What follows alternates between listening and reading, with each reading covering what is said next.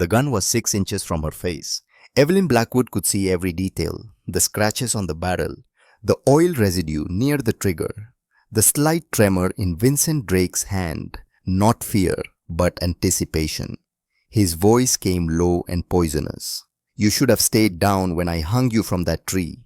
Evelyn's response was steady cold as winter steel. "You hung me from a tree.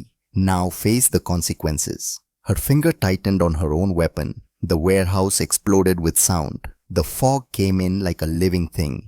It rolled across the Oregon Forest Road in thick gray waves, swallowing the pavement, turning the towering pines into dark silhouettes that could have been watching or sleeping.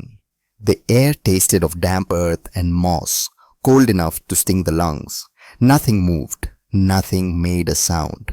Until she appeared. The little girl materialized from the mists like a ghost taking shape. Her pale blue dress was torn streaked with mud that looked almost black in the dim October light. She ran barefoot down the center of the road, her small arms pumping frantically, her breath coming in ragged gasps that tore from her chest. She wasn't jogging. She wasn't playing. She was running for her life.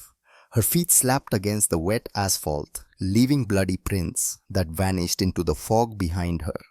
Her dark hair hung in tangled ropes across her face. When she stumbled, catching herself on trembling hands before pushing upright again, the sound echoed like a gunshot in the silence. She ran until she saw them. 2 black luxury sedans sat in formation across both lanes, engines idling with the deep purr of expensive machinery. They blocked the road completely, as if they had been waiting for something or someone. Chrome gleamed through the mist. Tinted windows reflected nothing but gray. The vehicles looked like they had been carved from shadow and steel.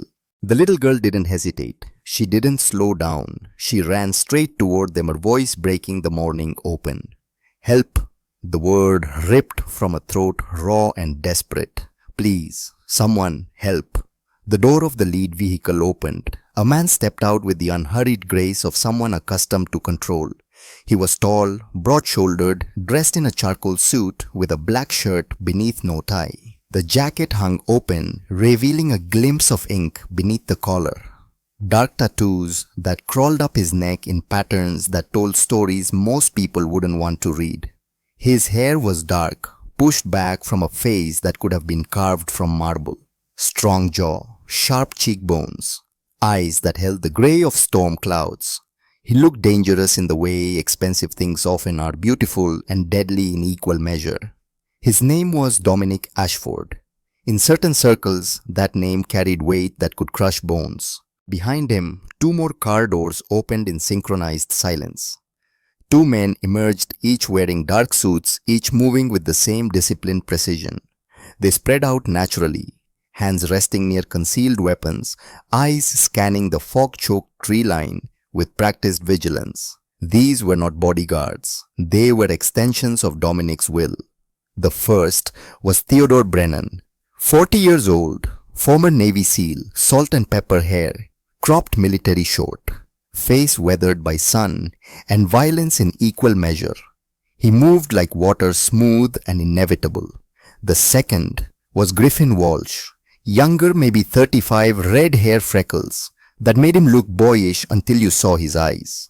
Eyes that had watched buildings burn, bodies fall, information extracted through methods that left no visible scars. The little girl stumbled toward Dominic, her legs finally betraying her. She collapsed to her knees, 3 feet from his polished shoes, mud splashing across the pavement. Her small hands shot out toward him, fingers curled like claws. "They hung my mom on a tree." Her voice cracked, broke, reformed around desperate syllables. "Please, you have to save her. Please." Dominic looked down at her without moving. His expression didn't change. He didn't kneel. He didn't reach out. He simply studied her with eyes that missed nothing. The rope burns circling her thin wrists like brutal bracelets. The way her entire body shook with exhaustion and terror. The dirt under her fingernails from clawing at something or someone. Theo stepped forward. "Boss." Dominic raised one hand. Silence fell instantly. The little girl's sobs filled the void, desperate and broken. Please, she whispered. She's still there. They left her hanging. Please. Dominic tilted his head slightly, still watching her calculating reading. The child wasn't hysterical. She was traumatized. There was a difference. He had seen enough of both to know. His voice was quiet, controlled, carrying no emotion whatsoever. Where? The girl lifted a shaking hand and pointed toward the forest, toward a wall of trees that disappeared into fog so thick it looked solid. In there. Not far. I ran so fast. Her voice broke completely. She doubled over, pressing her muddy forehead against the cold pavement. Dominic glanced at his men. No words were spoken. None were needed. The engines shut off one by one. Car doors closed with soft final clicks. Theo and Griffin moved into formation around Dominic, without being told, hands now resting openly on weapons concealed beneath their jackets. Dominic looked down at the child again. Stand up!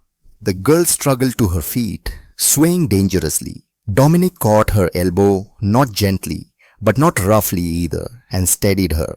She stared up at him with wide red-rimmed eyes that held more hope than any child should ever have to place in a stranger, especially a stranger like him. You lead, we follow.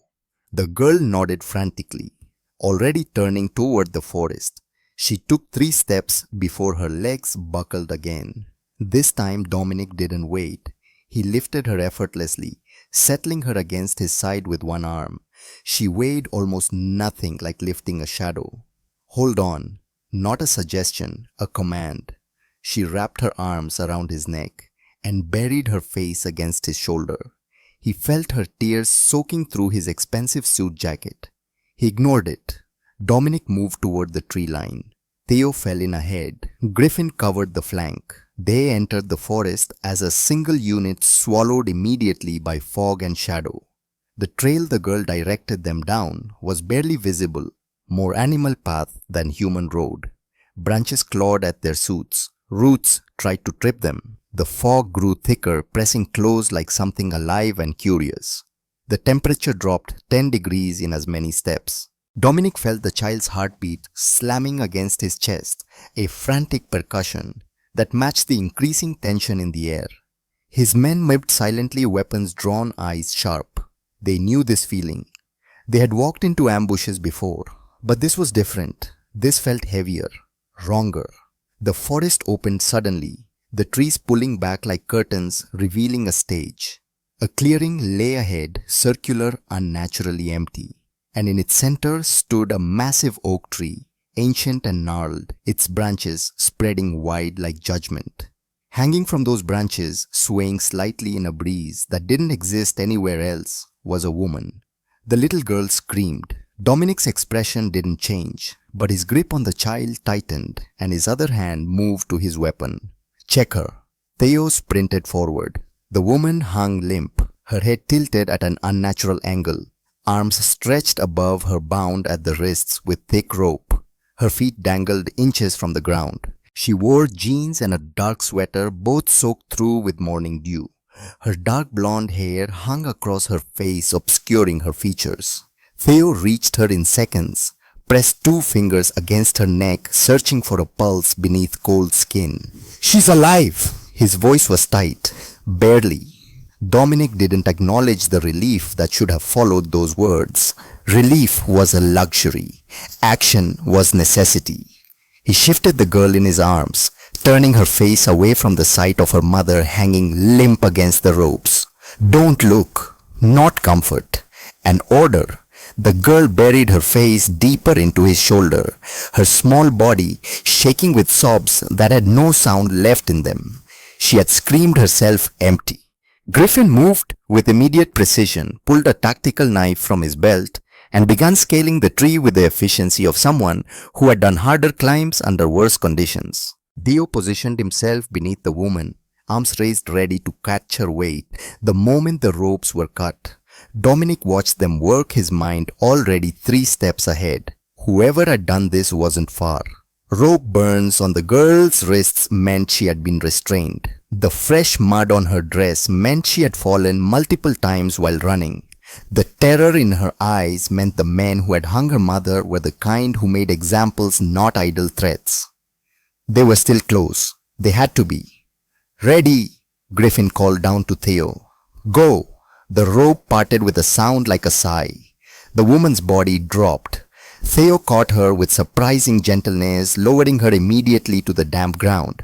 Theo was beside her in seconds, checking vitals, assessing damage, with hands that moved like a trained medic's, despite belonging to a man who specialized in causing harm or better not healing it. Pulse is weak but steady. Possible hypothermia. Shock. She needs a hospital. No hospitals.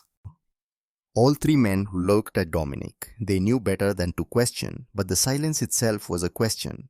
Dominic set the girl down gently, keeping one hand on her shoulder to steady her. She immediately tried to run to her mother, but he held her back with quiet firmness. "Not yet. Let them work." "But she's alive because we got here in time. She stays alive if you let my men help her." Dominic's eyes held the girl's gaze dark and unreadable. "Trust me, or don't. But if you trust me, you listen." The girl swallowed hard and nodded her small hand, gripping Dominic's jacket so tightly her knuckles went white. Dominic pulled out his phone and dialed without looking at the screen. The call connected on the first ring. "I need a medical team. Woman mid-30s. Exposure. Rope trauma. Possible shock. Discrete location. 20 minutes. He paused, listening. "No, not the clinic. The estate on Riverside. Send Morrison." Here he ended the call, pocketed the phone, his attention returning to his men. Griffin had descended from the tree and was examining the surrounding area with a predator's focus, reading the forest floor like a book written in disturbed leaves and broken branches. "Boss." Griffin's voice was quiet but urgent. "Tracks. Fresh." Dominic's jaw tightened almost imperceptibly. "How many?" Griffin crouched, touching the edge of a boot print in the soft earth. 3, maybe 4. Heavy boots, heading northeast. "How fresh?" "Minutes. They could still be within a quarter mile." The air in the clearing changed. All three men felt it, the shift from rescue operation to something colder, sharper, something they knew better than anything else. Dominic looked down at the girl. "Your mother, what's her name?"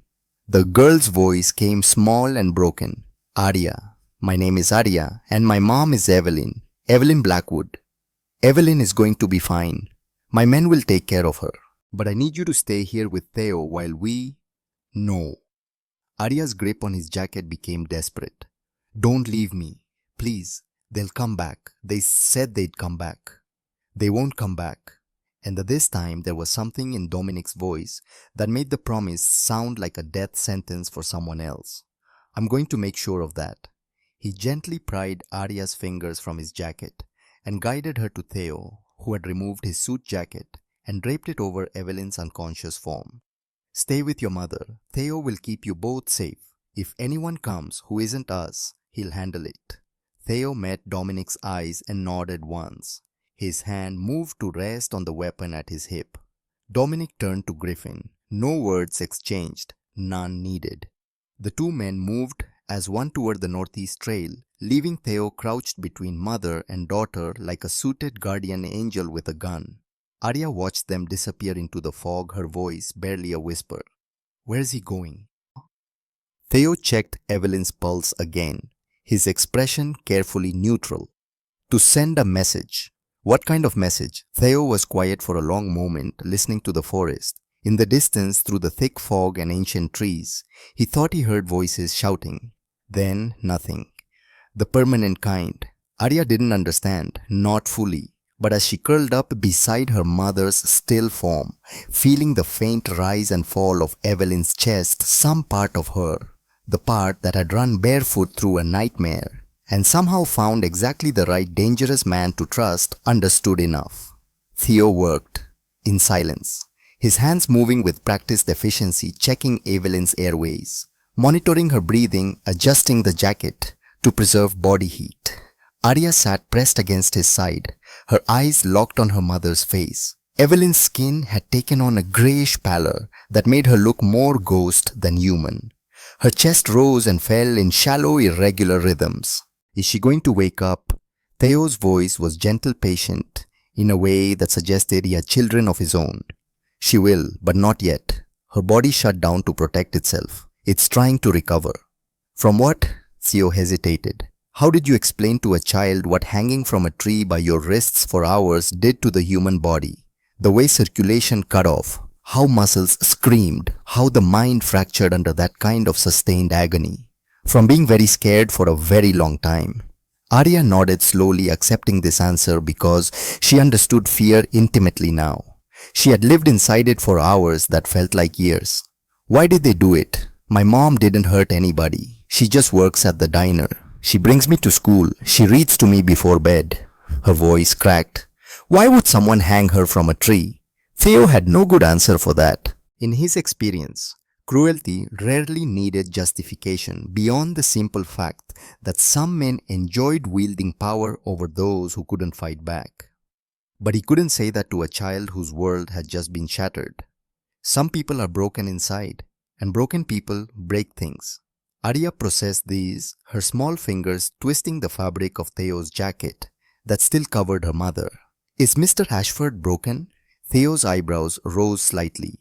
It was a more perceptive question than he had expected. Why do you ask? Because he didn't smile, not even once, and his eyes, she struggled to find the words. They looked empty, like nobody's home. Theo checked Evelyn's pulse again, still weak, still there, and considered how to answer. Dominic Ashford was many things. Dangerous, powerful, absolutely ruthless when circumstances demanded it, but broken.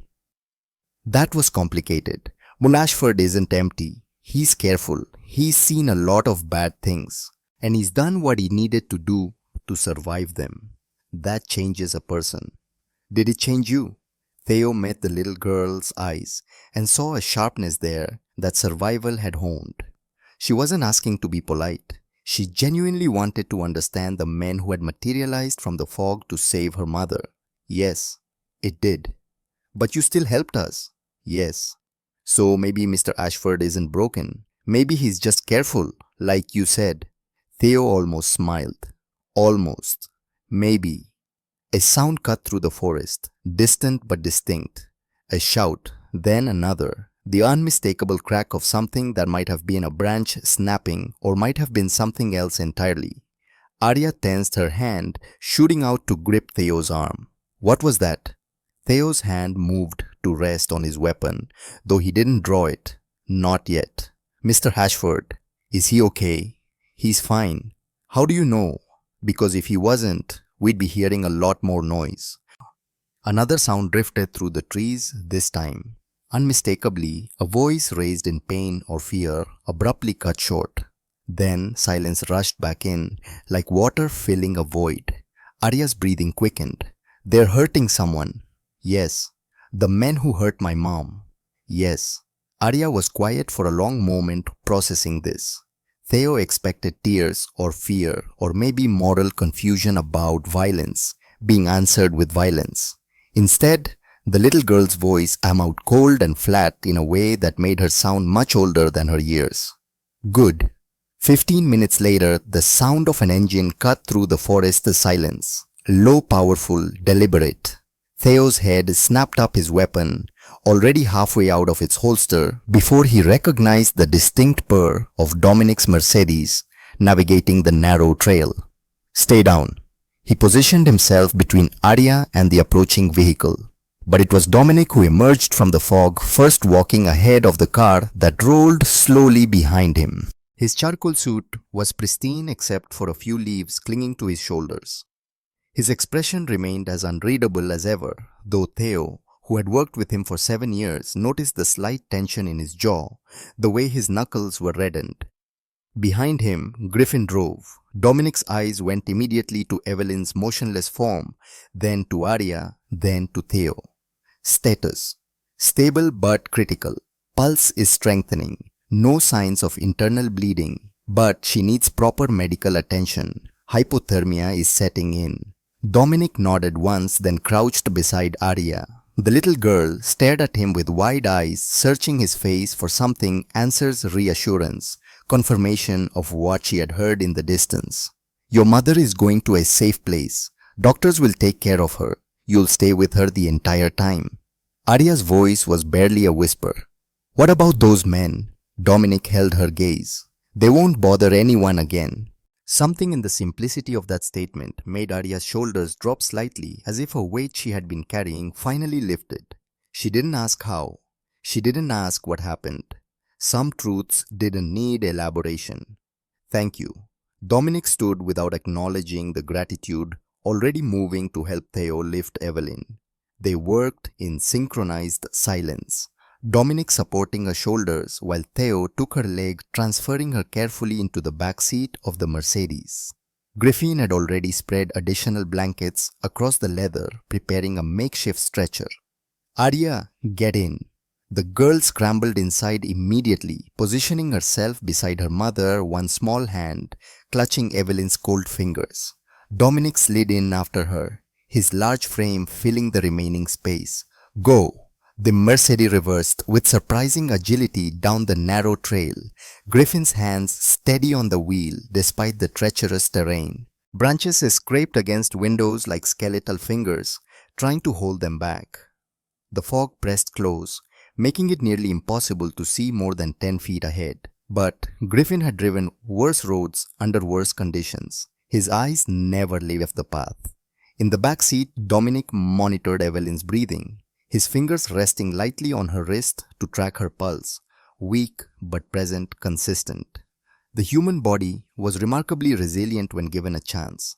Arya watched him with an intensity that might have been uncomfortable if Dominic had cared about comfort. Are you a doctor? No. But you know what to do. I've seen enough injuries to know when someone will survive them. And my mom will survive. Dominic's grey eyes met hers. Yes. The certainty in that single word seemed to anchor something inside Arya.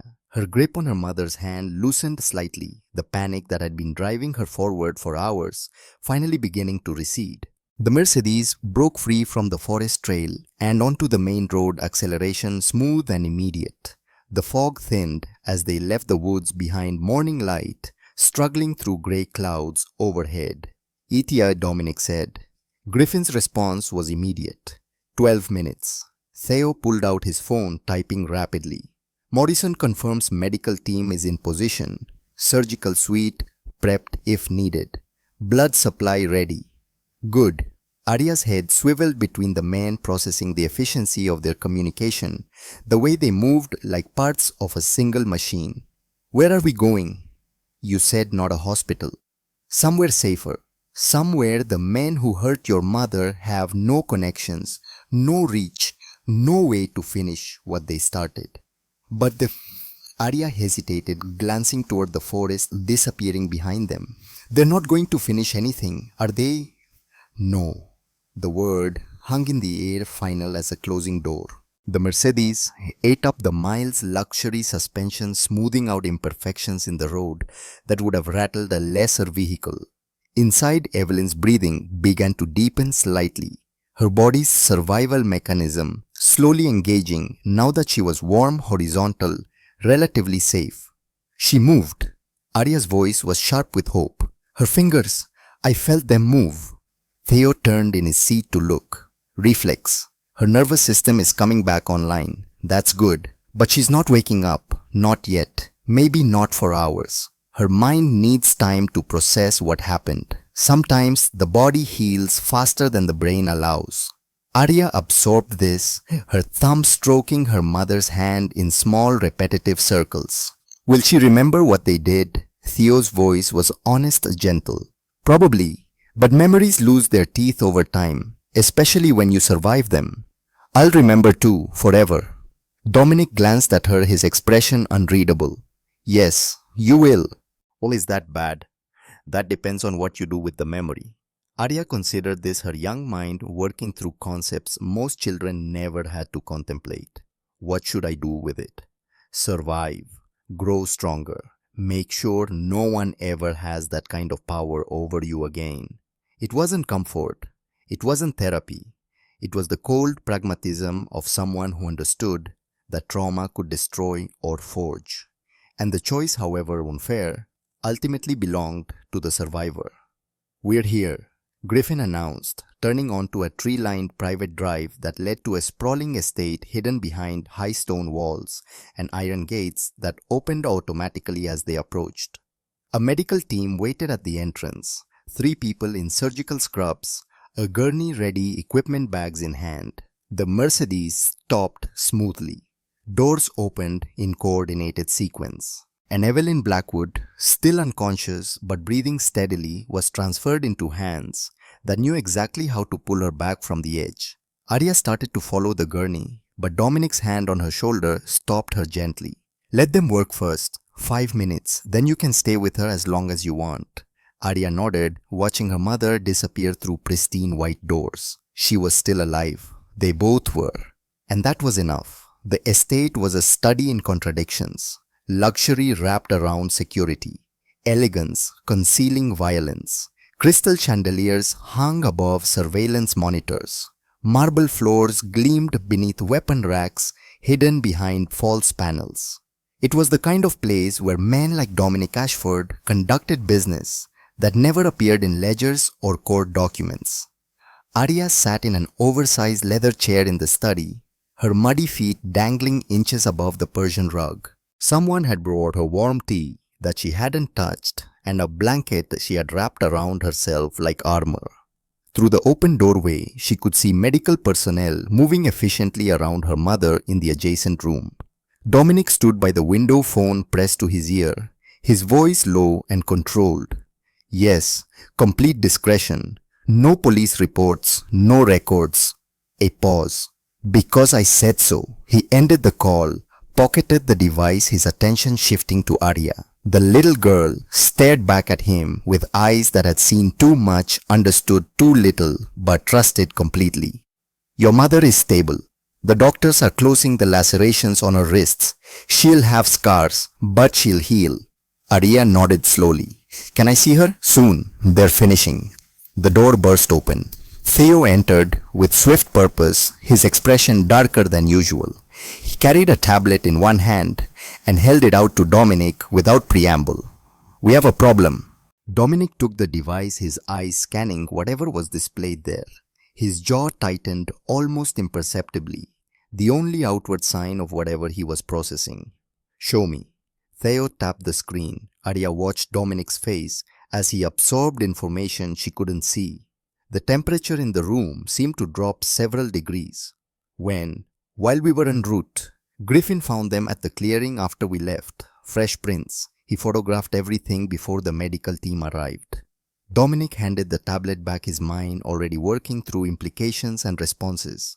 He glanced at Arya, then back to Theo.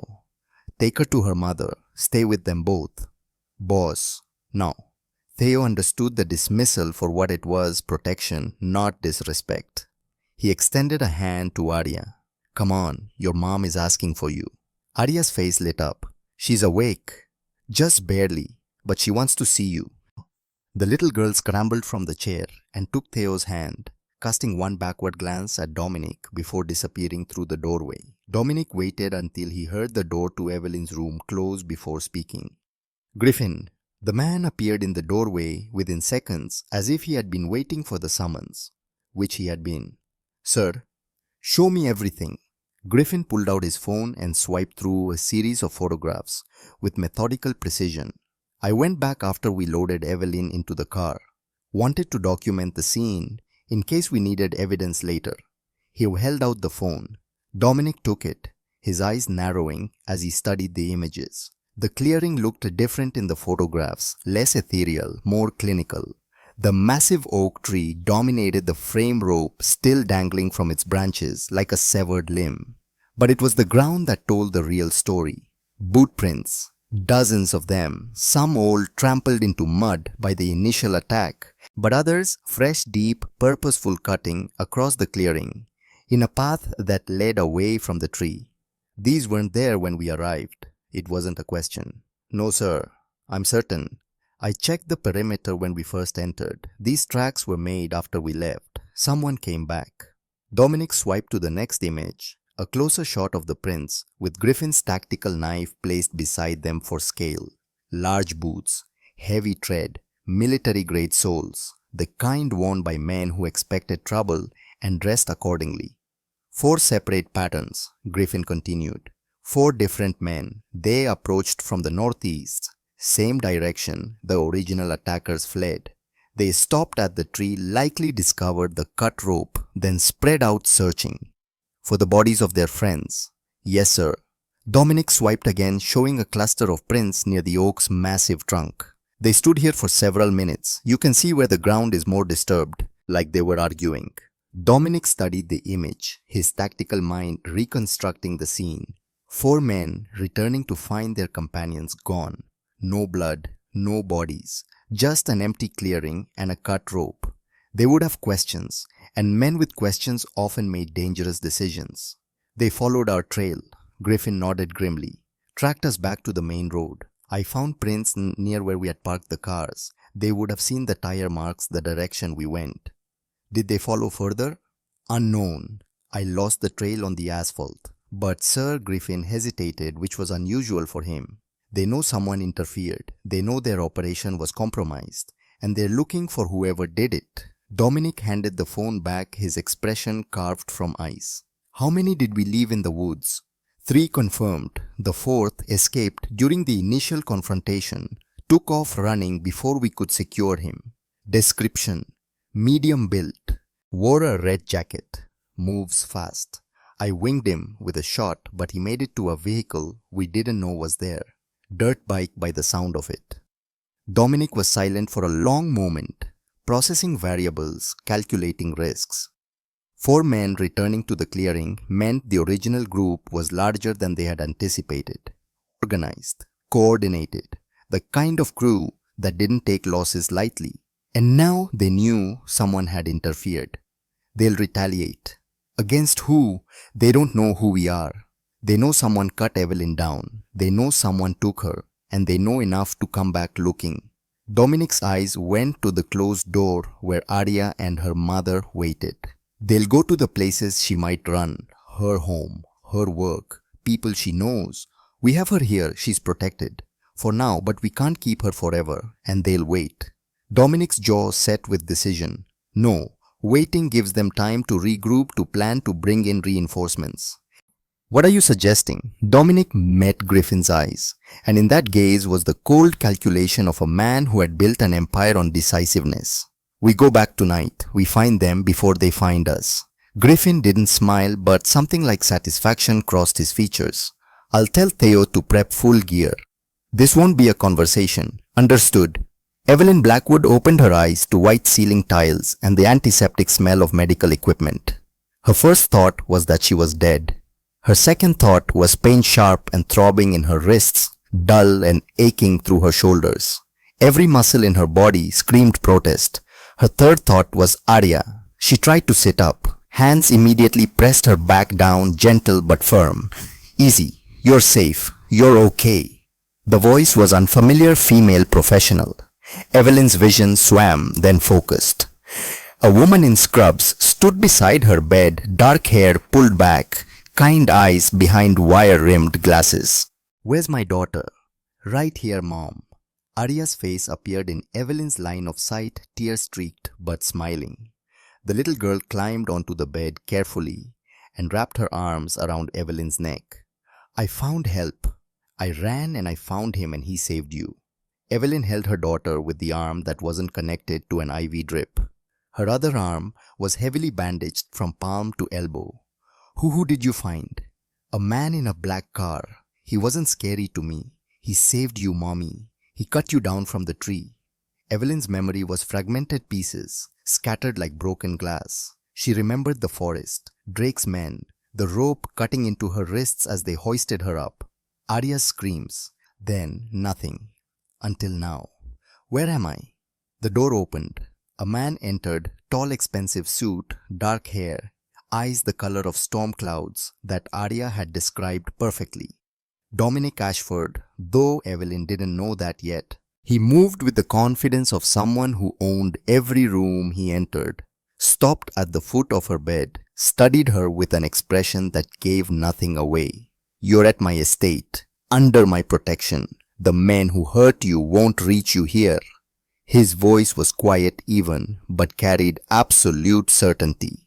Evelyn's mind, trained by years of FBI work, immediately began cataloging details.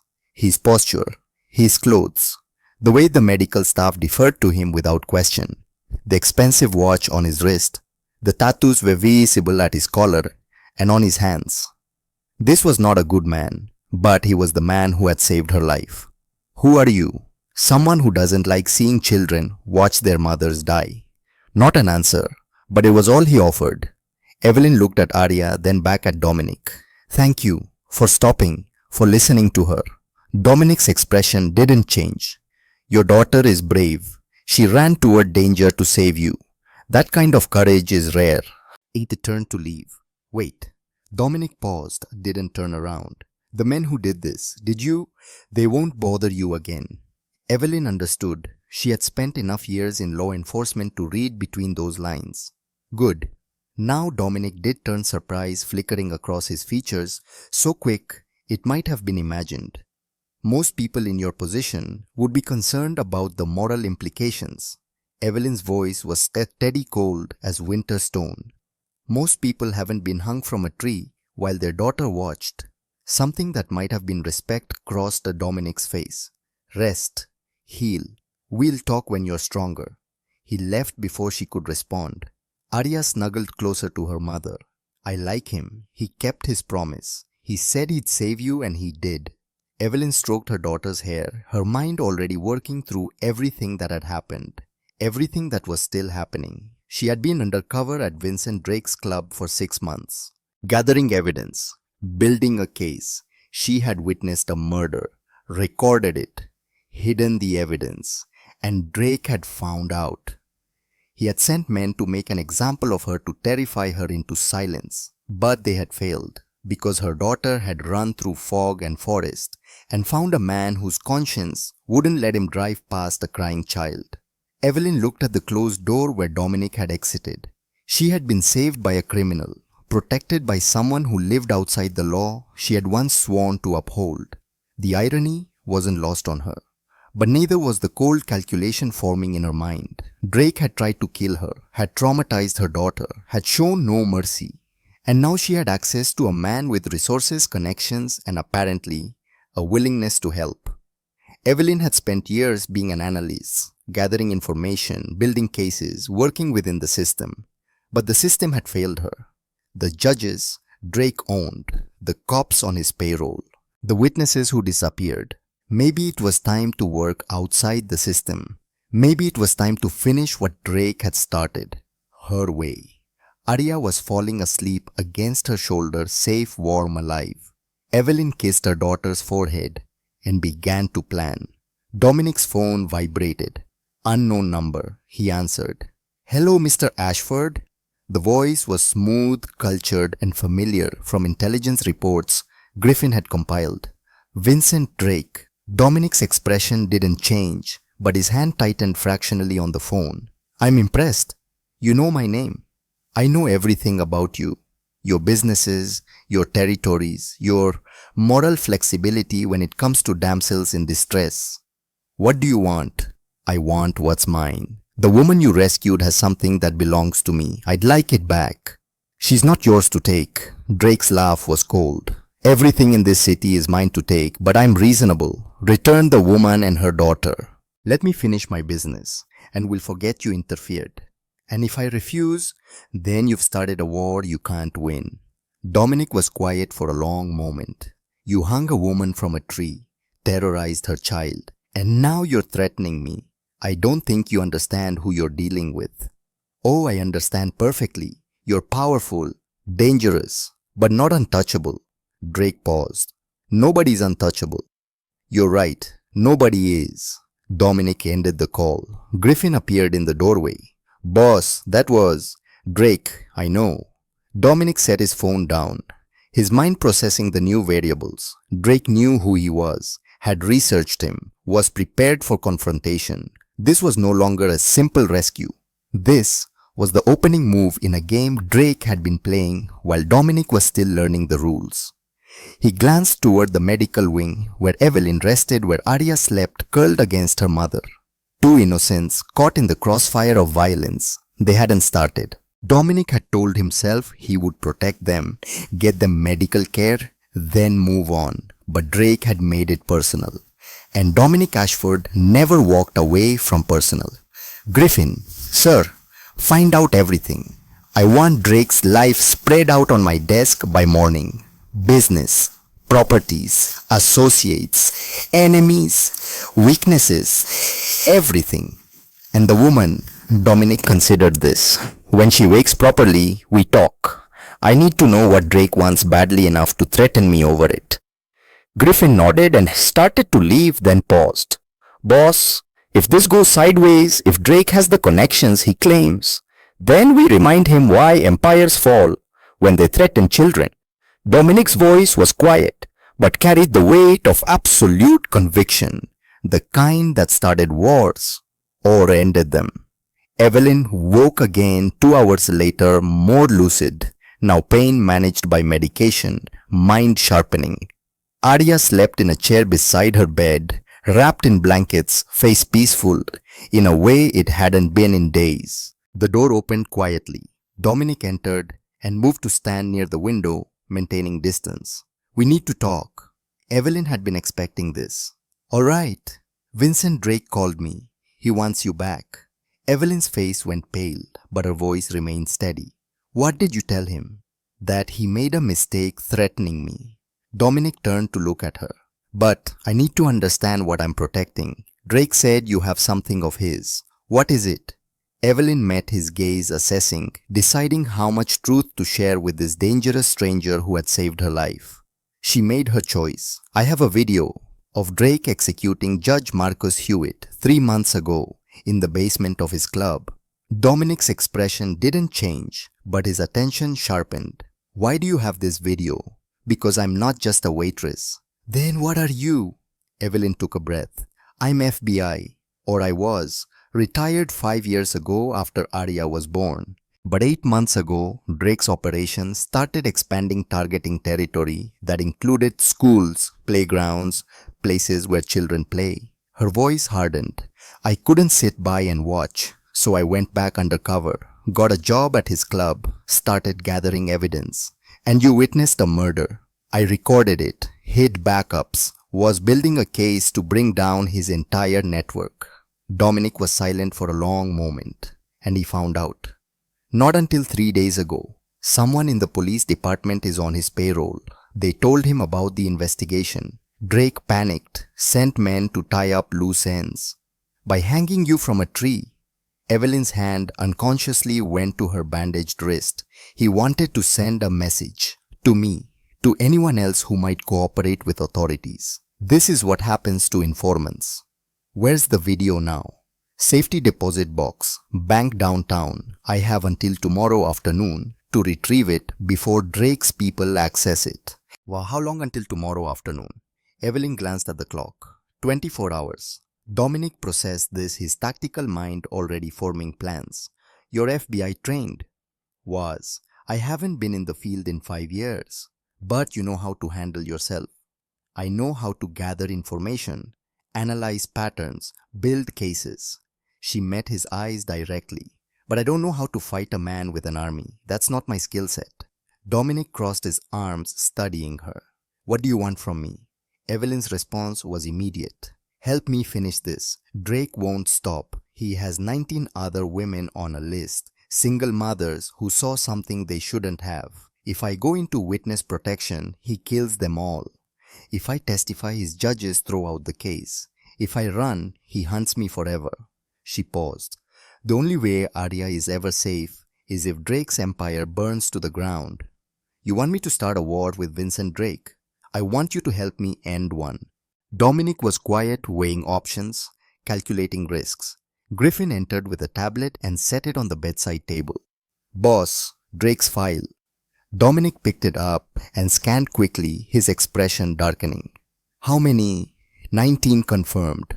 All single mothers. All witnessed Drake committing crimes. 3 are already dead. Ruled accidents or suicides. Evelyn's face went white. 3. Dominic showed her the screen photographs of women, names, dates. Clara Martinez drove off a bridge last month. Sarah Chen, house fire 2 weeks ago. Jennifer Walsh, overdose 3 days ago. He looked at her. All single mothers. All had children under 10 years old. Evelyn looked at Arya sleeping peacefully, unaware how close she had come to losing her mother permanently. When Evelyn spoke again, her voice was steel wrapped in ice. I'm not running. I'm not hiding. And I'm not letting 16 more women die because I was too afraid to act. She looked at Dominic. You saved my life today. I'm asking you to help me save theirs. Dominic set the tablet down, his decision already made, but testing her resolve. This won't be legal. It won't be clean. And it will require you to do things FBI agents aren't trained for. I'm not an FBI agent anymore. I'm a mother protecting her child, and I'll do whatever it takes.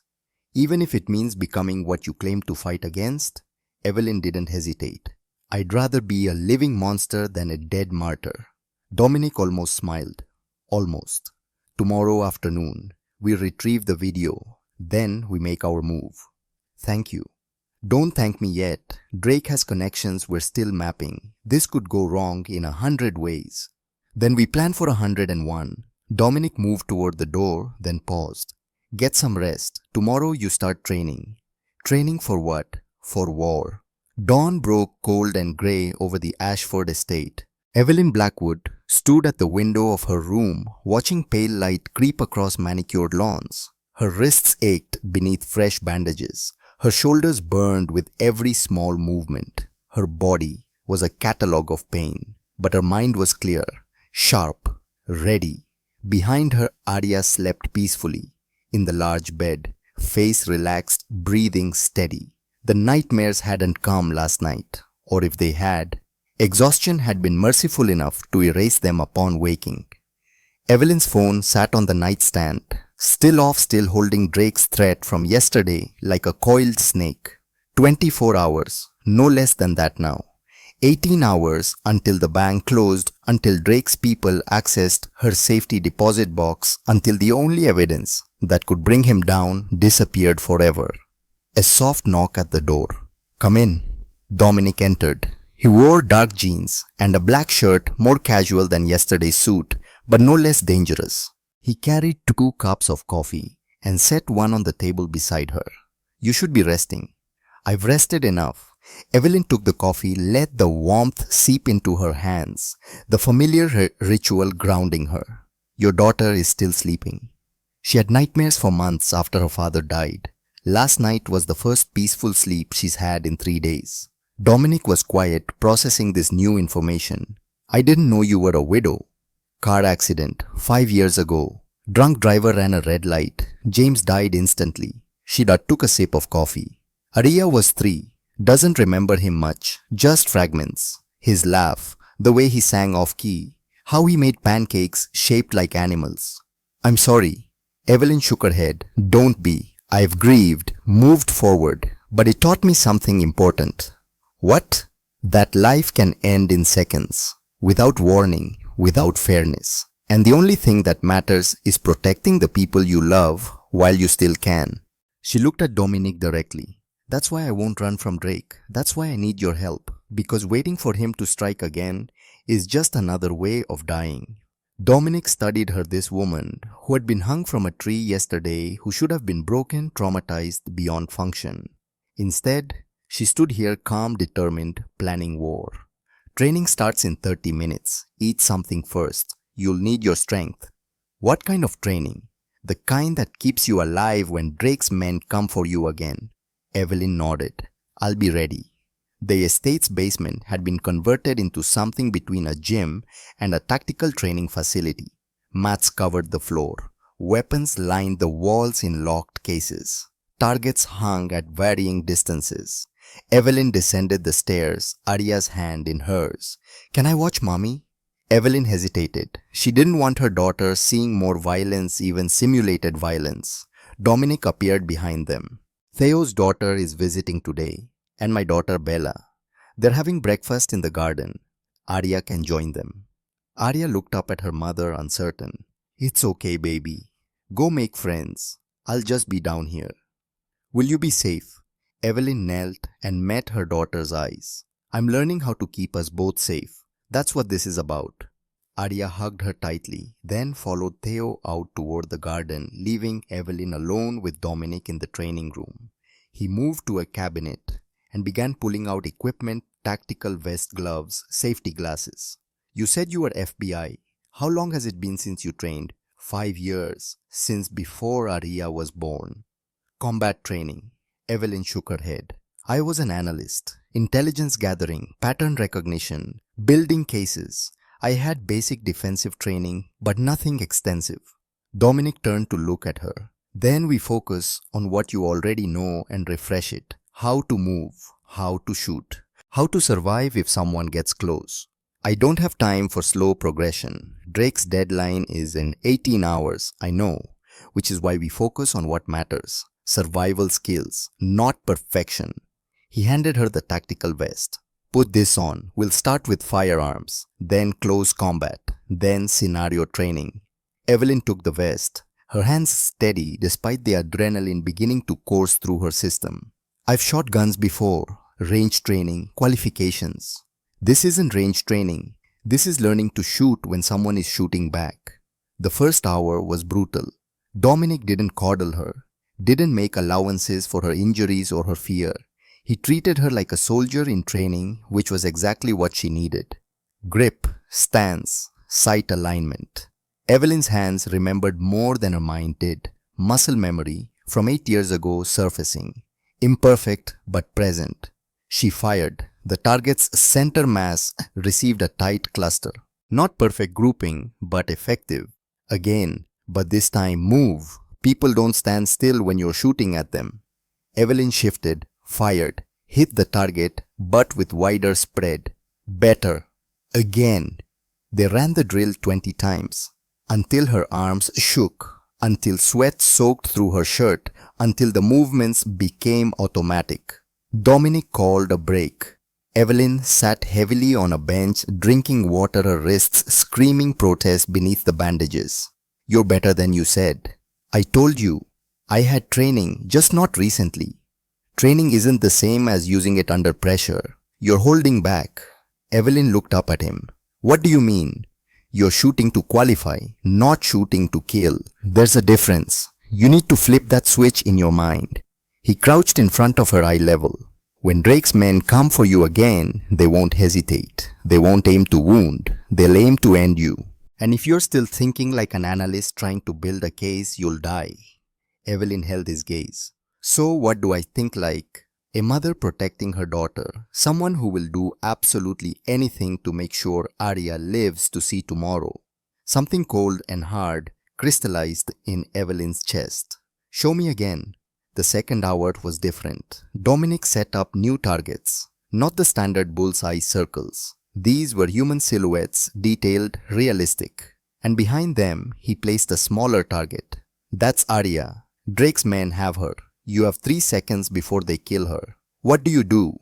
Evelyn's hand went to the weapon without thought. She fired, hit the silhouette center mass. The small target behind remained untouched. The cold weight in her chest grew heavier, colder. Again, Dominic reset, changed positions. 2 seconds this time. Evelyn moved, fired twice. Both silhouettes dropped. Again, but they're shooting back. He activated a mechanism. The targets began moving erratically. Red laser dots tracked across the room, simulating incoming fire. Evelyn dodged, returned fire. Hit one target. Missed the second. Unacceptable. Arya dies if you miss. The words were harsh, designed to provoke, to push past fear into pure instinct. Evelyn reset her breathing, controlled her mind, narrowing to a single point. The next time Dominic activated the drill, she moved like water fluid, decisive.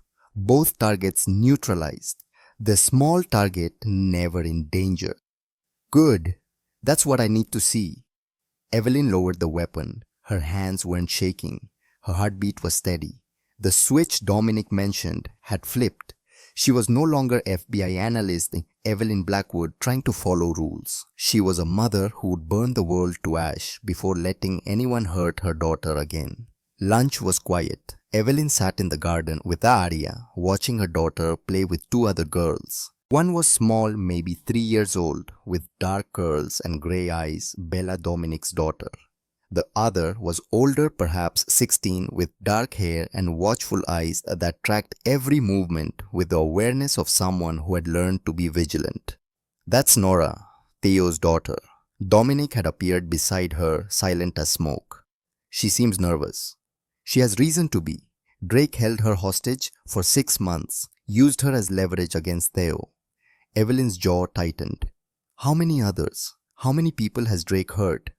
More than I can count. He's been operating in this city for 15 years, building power, buying influence, destroying anyone who threatens his empire. And no one stops him. People try, they disappear. Or worse, Dominic's voice was flat factual. You're not the first person to stand against Drake, but most don't survive long enough to matter. Evelyn turned to look at him. Then why help me? Dominic was quiet for a long moment, his eyes distant. Because I watched my sister die when I was 14. Sophia was 8. 3 men took her, did things I won't describe, left her body in an alley like garbage. His voice never wavered, but something in his eyes went dark. I was too young, too weak, too scared to stop them. And no one else cared because we were nobody. Foster kids from the bad part of town, disposable. He looked at Evelyn directly. I swore that if I ever had power, I'd use it differently. That if I saw someone defenseless being hurt, I'd be the one who stopped it. You kept that promise, yesterday, with me. Yesterday, and 12 times before, and hopefully 12 times after. He stood to leave. Rest, we continue training in an hour. The afternoon session focused on close combat. If someone gets inside your guard, you need to know how to fight without a weapon. Dominic demonstrated, showed her pressure points, vulnerable areas, how to use an attacker's momentum against them. Evelyn absorbed it all, her mind cataloging, analyzing, finding patterns. But when they began sparring, her body couldn't match what her mind knew. She was too slow, too hesitant, still thinking instead of reacting. Dominic swept her legs. She hit the mat hard. Again. They reset. He came at her. She blocked. Countered, he caught her wrist.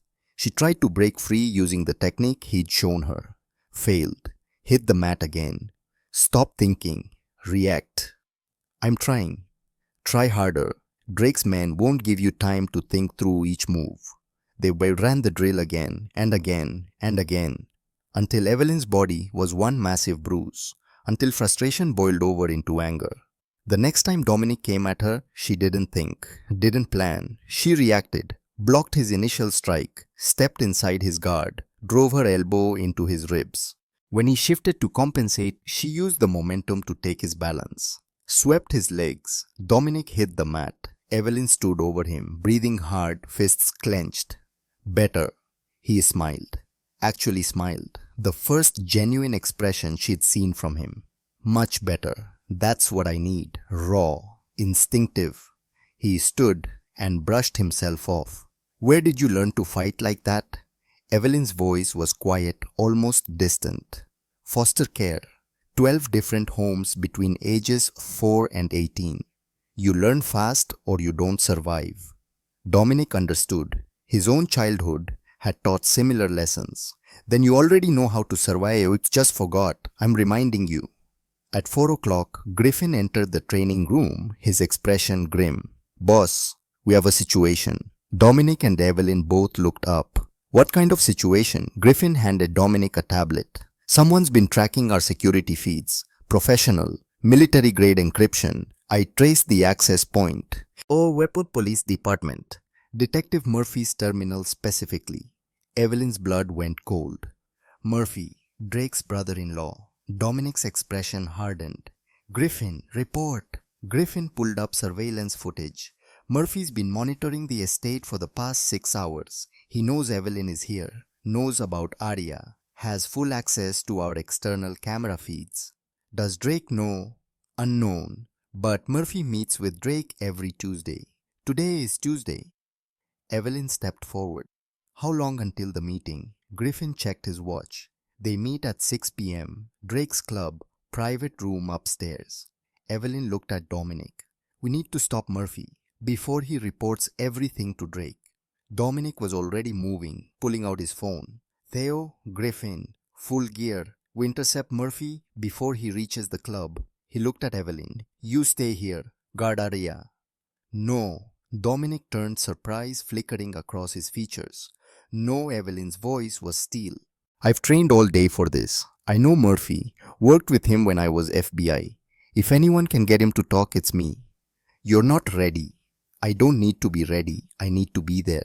She met his eyes unwavering. Drake is hunting me. My daughter. 16 other women. Every minute we waste gives him more power. I won't hide while others do my fighting. Dominic studied her, assessing, calculating. If you come, you follow orders. No heroics, no improvisation. Agreed. And if shooting starts, you don't freeze. I won't. Dominic nodded once. Griffin, get her a vest, full tactical gear. They intercepted Detective Murphy at 5:47 p.m. in the parking garage beneath his precinct. Murphy walked to his car alone, confident, unsuspecting, until the black Mercedes pulled in front of him, blocking his path. Dominic stepped out first, then Theo, then Griffin, and finally Evelyn. Murphy's face went white. Evelyn, Jesus, I thought you were dead. Not yet.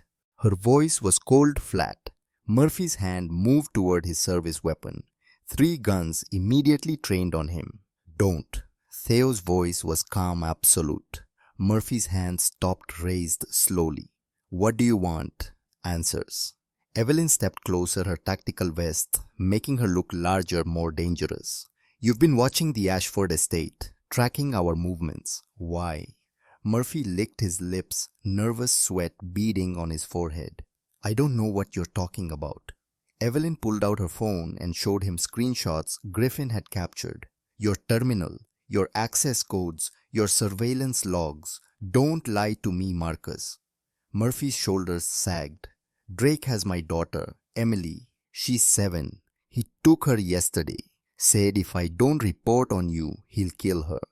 Evelyn felt ice water run through her veins. Where is she? I don't know.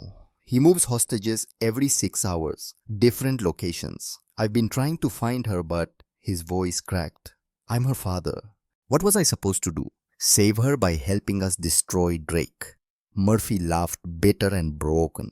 You can't destroy Drake. He owns this city. Judges, cops, politicians. Even if you kill him, someone else takes over.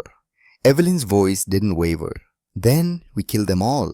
Murphy stared at her, this woman he'd worked with 5 years ago, who had been gentle, thoughtful, careful with evidence and procedure. She looked nothing like that person now. What happened to you? Drake hung me from a tree while my daughter watched. What did you think would happen? Murphy was quiet. If I help you, Emily dies. If you help Drake, Arya dies. Nora dies. Emily dies anyway because Drake doesn't leave loose ends. Evelyn stepped closer. But if you help us end a Drake tonight, all 3 girls live. You have my word. Murphy's face twisted. Your word?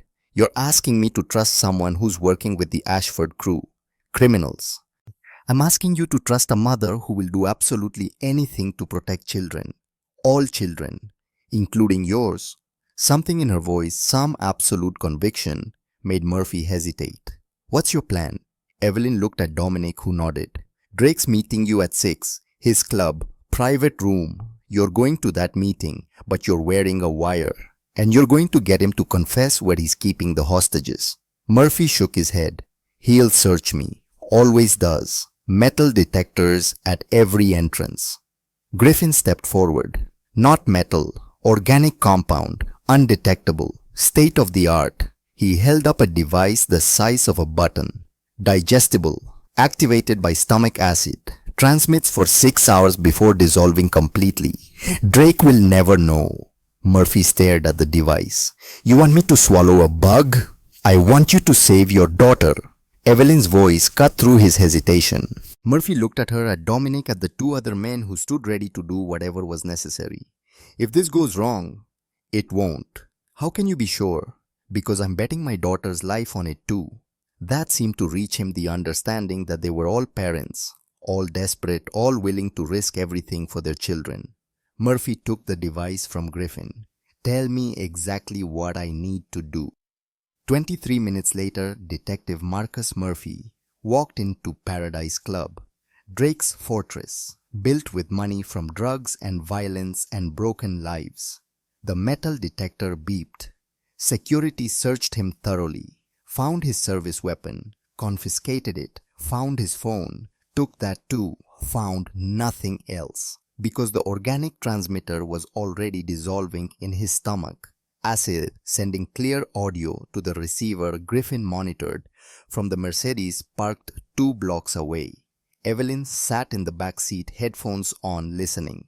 She heard Murphy's footsteps, the ambient noise of the club, music thumping, people laughing, the ordinary sounds of evil, dressed up as entertainment. Then a door opening, closing, silence. Drake's voice, smooth, cultured, poisonous. Marcus, right on time. Sit. Murphy's voice was steady, controlled. I came. Now, where's Emily? Safe, for now. Did you bring me what I asked for? Murphy's silence stretched. Then, Evelyn Blackwood is at the Ashford estate, protected by Dominic Ashford and his crew. She has the video, safety deposit box at First National, downtown branch. Good, good. Anything else? Murphy hesitated. Evelyn held her breath. The daughter, Arya, she's there too. Ashford's keeping them both under guard. Drake's laugh was cold. Dominic Ashford thinks he can protect them. Touching, futile, but touching. Where's my daughter? Drake's voice hardened. I'll release Emily when I have what I need, not before. You said, I said many things. Words are cheap. Results matter. Paper rustling. Then Drake again. Here, 19 names, 19 problems. You're going to help me solve them. Evelyn's hands clenched, her fingernails digging into her palms. Murphy's voice came tight, strained. You want me to kill 19 women. I want you to do your job. Protect this city from criminals. They're not criminals. They're witnesses, mothers. Details. I can't do this. Drake's voice went deadly quiet. Then Emily dies. Tonight. And I make sure you watch. Murphy's breathing became ragged, desperate. Please. She's 7. She didn't do anything. Neither did the 8-year-old whose mother I hung from a tree yesterday. But her mother needed a lesson. Just like you need a lesson. Rage flooded through Evelyn, hot and pure and focused. In the Mercedes, she spoke. We have enough. Confession, threats, attempted murder. Enough to bring him down. Dominic's voice came calm. Not enough to free the hostages. We need locations. Griffin adjusted frequencies. Murphy's doing good. Keep listening. Inside the club, Murphy was playing his part perfectly. Where are you keeping them, the hostages? Drake laughed. Nice try. But I'm not stupid enough to. My daughter deserves to know I tried. Just tell me she's safe. That's all I'm asking. Drake's voice softened, slightly mockingly compassionate. She's at the warehouse. Pier 7, Level 1, East Wing, Cell 3. Happy now. Murphy's voice cracked with genuine relief. Thank you. Don't thank me. You'll never see her again anyway. After tonight, neither of you exist. In the Mercedes, Griffin pulled up building schematics. Warehouse Pier 7. I know it. Drake's main distribution hub. Heavy security. 20 guards minimum. Dominic looked at Evelyn. This is it. We go now or we lose our window. Evelyn removed her headphones. Then we go now. The team assembled in 12 minutes. Dominic, Theo, Griffin. 4 additional men Evelyn didn't know but who moved with military precision. And Evelyn herself. 8 against 20. Bad odds. But they'd had worse. Theo distributed weapons, checked equipment, ran through tactical positions.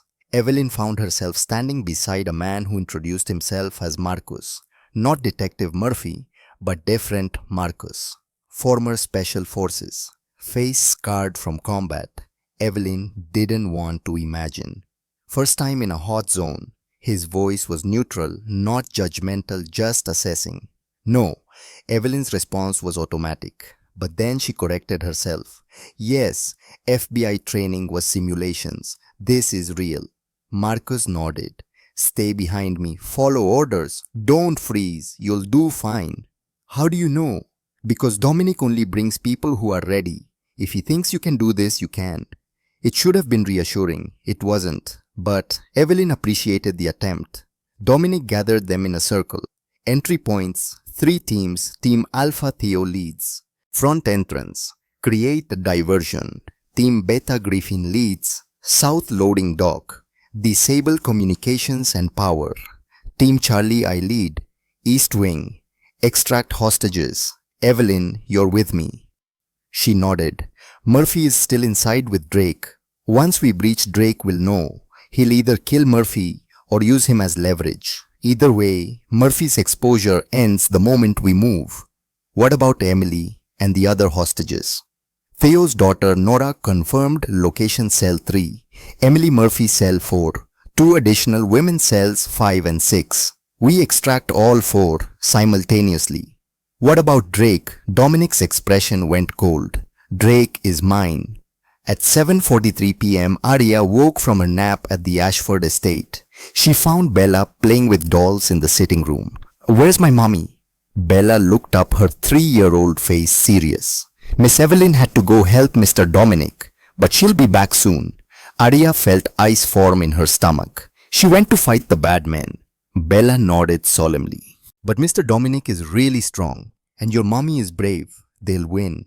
Arya wasn't so sure. She remembered yesterday that the forest, the tree, her mommy's face pale and lifeless. What if she doesn't come back? Bella took Arya's hand. She'll come back. Mommies always come back.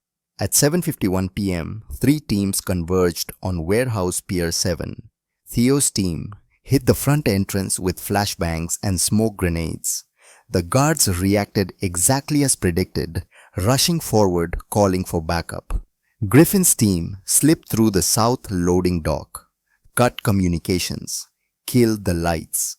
The warehouse plunged into darkness. Emergency lighting kicked in 30 seconds later, red dim, creating shadows that moved like living things. Dominic's team entered through the East Wing service entrance, silent, coordinated, professional. Evelyn moved beside Dominic, her weapon raised, her heartbeat steady. Everything she trained for today crystallizing into this moment. They encountered the first guard at the base of the stairs. He never saw them coming. Theo from behind, hand over mouth, blade between ribs. The guard dropped without sound. 4 more guards on the second floor corridor. Dominic signaled. Team spread, weapons raised. 3 seconds of suppressed gunfire. 4 bodies. Evelyn had fired twice. Both shots center mass. Both targets dropped. No hesitation. No freeze. Pure instinct protecting her daughter. They reached the cell block. Heavy metal doors. Electronic locks. Griffin appeared. 30 seconds. His fingers flew across a portable terminal, bypassing security overriding systems. 20 seconds. Alarms began wailing. Their window closing. 10 seconds. Theo positioned at their 6, covering their backs. 5. Gunfire erupted from the north corridor. Guards responding, coming fast. Griffin, done. The locks disengaged. Doors swung open. Cell 3, Nora Brennan, 16 years old, dirty, terrified, but alive. Cell 4, Emily Murphy, 7 years old, crying, shaking.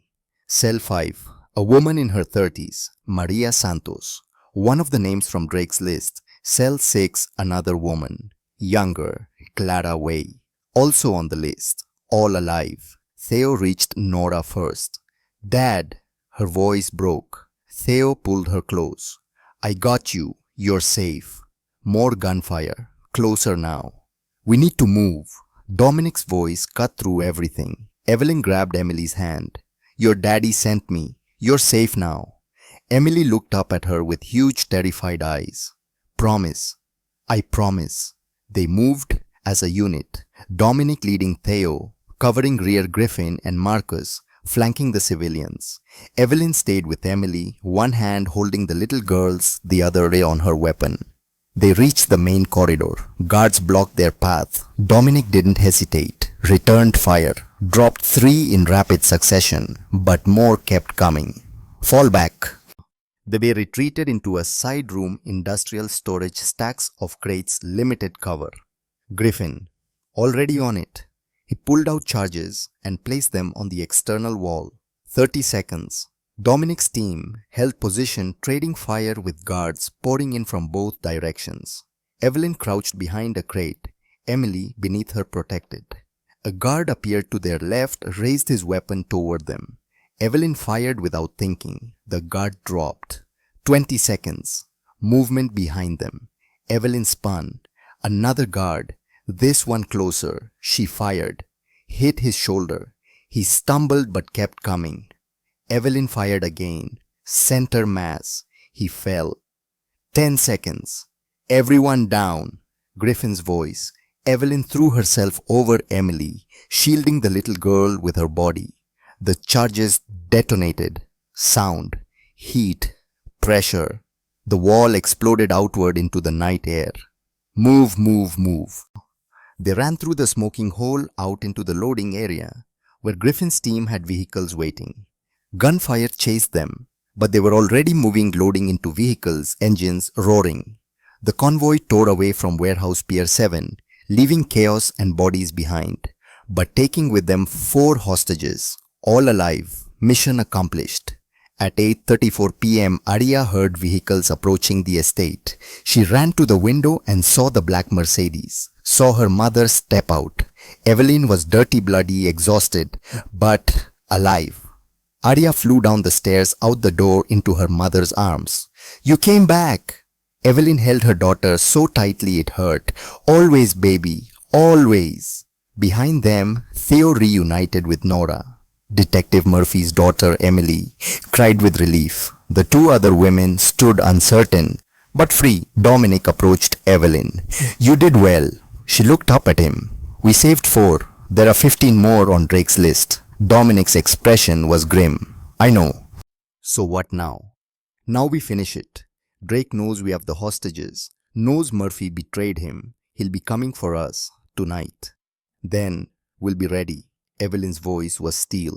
"Because this ends one of 2 ways, Drake in chains or Drake in the ground. Either way, he never threatens another mother, another child." "Agreed." Dominic pulled out his phone, checked messages. His expression darkened. "What?" "Drake sent a message, says he has Arya." Evelyn's blood turned to ice. "That's impossible. She's right." She turned. Arya stood beside her. Safe. But Evelyn's phone buzzed. She pulled it out, numb with dread. Video message. From unknown number, she played it. Drake's face filled the screen, smiling. Behind him, a little girl. Same age as Arya. Dark curls, but not Arya. "Hello, Evelyn. By now you've realized I don't have your daughter. Yet. But I do have insurance. This is Bella Ashford, daughter of your protector. What matters is the deadline." Drake leaned closer. "Midnight, Warehouse Pier 7. You, the video. In exchange for this child's life. Come alone or she dies. Bring Ashford and she dies. Tell authorities and she dies." The screen went black. Evelyn looked at Dominic. "Whose daughter is that?" Dominic's face had gone completely white. His jaw clenched so tight, muscles jumped. "She's my daughter." Dominic Ashford's face had drained of all color. The phone in his hand trembled just barely, but enough for Evelyn to notice. On the screen, the video had frozen on the last frame. A little girl, maybe 3 years old. Dark curls, storm grey eyes identical to her father's, bound to a chair. Tears streaming down her face. "Bella." Evelyn's voice was quiet, careful. "I thought she was safe. Here. At the estate." "She was." Dominic's voice came raw, stripped of its usual control. Griffin rushed in from the security room, his face pale. "Boss, I just reviewed the footage 30 minutes ago. South Garden entrance. 2 men, professional. They bypassed our sensors, grabbed Bella during her nap. Nanny unconscious, not dead, but she won't wake for hours. Dominic stood frozen, the man who had remained calm through gunfights and tactical operations, now completely still processing the unthinkable. His daughter, the one person he had promised himself he would always protect, gone. Evelyn stepped closer. How long until midnight? Dominic checked his watch, the movement automatic mechanical. 3 hours and 17 minutes. Then we have time. We plan. We execute. We get her back. Dominic looked at her, his eyes hollow. Drake said, "Come alone. No backup, or she dies." Drake says a lot of things. Most of them are lies designed to give him advantage.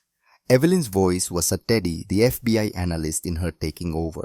He wants me at the warehouse. He wants the video. But what he really wants is to kill everyone who threatens him. You, me, our children, all of us. So we give him what he wants? No. We give him what he expects. Then we take everything from him. Theo entered, carrying coffee, his expression grim. "Nora is asking for you." Dominic shook his head. "Not now."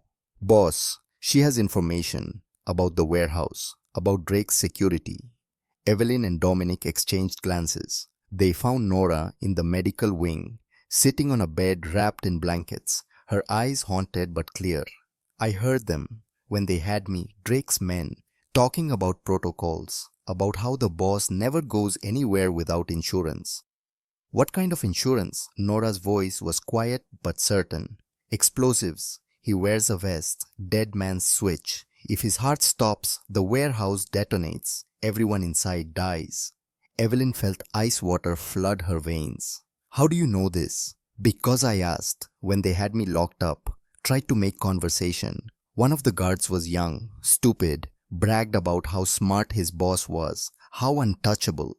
Nora looked at Dominic. "I'm sorry about Bella. If I had escaped sooner." "This isn't your fault." Dominic's voice was firm. "You survived. You gave us intelligence. That matters."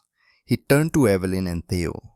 "If Drake has a dead man's switch, we can't just shoot him. We need to disable it first, or get Bella out before engaging." "I can disable it." Griffin had entered carrying a tablet. BAME technology as Murphy's wire, but reversed. Instead of transmitting, it blocks. If I can get within 10 feet of Drake, I can jam his signal. Give us 90 seconds before his backup kicks in. 90 seconds isn't enough to extract a hostage and neutralize Drake. It is if we split into 3 teams, simultaneous assault. Evelyn moved to the table and pulled up the warehouse schematics Griffin had displayed earlier. Team Alpha. Extraction gets Bella out first 30 seconds. Team Beta. Disruption. Griffin jams Drake's signal while Alpha moves. Team Charlie. Confrontation.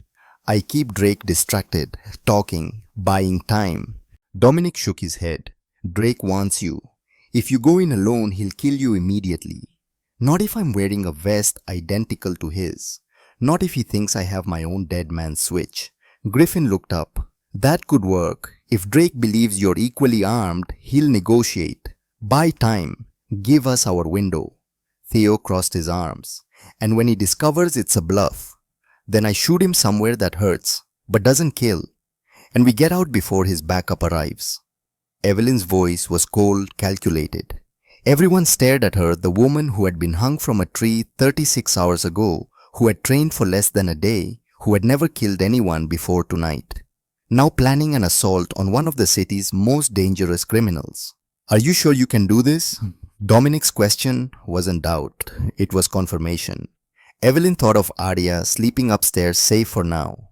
She thought of Bella crying terrified alone. She thought of Emily Murphy, Nora Brennan, Maria Santos, Clara Way, the 15 other women on Drake's list, all the children who would lose their mothers if Drake continued breathing. "I'm sure." At 10:47 p.m., Evelyn Blackwood walked alone into Warehouse Pier 7. The front entrance was open, inviting like a mouth waiting to swallow her whole. She wore tactical gear beneath a long coat. The fake explosive vest Griffin had constructed sat heavy against her ribs. A transmitter embedded in the collar broadcast to Dominic's team, hidden in 3 positions around the perimeter. The video USB drive hung on a chain around her neck. Visible, tantalizing. Drake's insurance and hers. She stepped inside. The warehouse was exactly as she remembered from 6 hours ago, cavernous dark emergency lighting casting everything in red shadow. But now the bodies were gone, the blood cleaned, the evidence of their earlier assault erased, as if it had never happened. In the center of the open floor space stood a single chair, and bound to that chair, small and terrified Bella Ashford. Evelyn's heart clenched, but she kept her expression neutral empty. She walked forward slowly, scanning for threats, finding dozens. Guards positioned on the catwalks above, more on the ground level, behind crates, beside support pillars. At least 30 men, all armed, all watching her. And then Drake emerged from the shadows. He wore an expensive suit, charcoal grey white shirt, no tie. His face was handsome in a practiced way. Like a mask, worn so long it had fused with skin. But his eyes were dead flat, the eyes of a man who had killed so often it had become mundane. Evelyn Blackwood, the woman who won't die. His voice was smooth, almost pleasant. I hung you from a tree. You came back. I sent men to finish the job. You killed them. I took hostages. You rescued them. You're like a cockroach, resilient, irritating, but ultimately insignificant. Evelyn stopped 20 feet away from Bella. The little girl's eyes were wide, terrified, but she wasn't crying. Not anymore. Strong, like her father. I brought what you asked for. Evelyn touched the USB drive around her neck. The video, everything, in exchange for the child. Drake smiled. Do you think I'm stupid that I'll just let you walk away with her after everything you've cost me? I think you want this video more than you want revenge. Because without it, you go to prison. Your judges can't save you. Your cops can't protect you. The evidence is absolute. Drake's smile widened. Evidence that exists in how many places you FBI types always have backups, redundancies. How do I know destroying that drive destroys everything? Because I give you my word. Your word.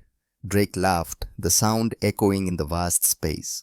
The word of a woman who has spent 6 months lying to me, pretending to be a waitress, gathering intelligence, plotting my destruction. Why would I trust anything you say? Because I'm a mother, and mothers don't gamble with children's lives. Evelyn held his gaze.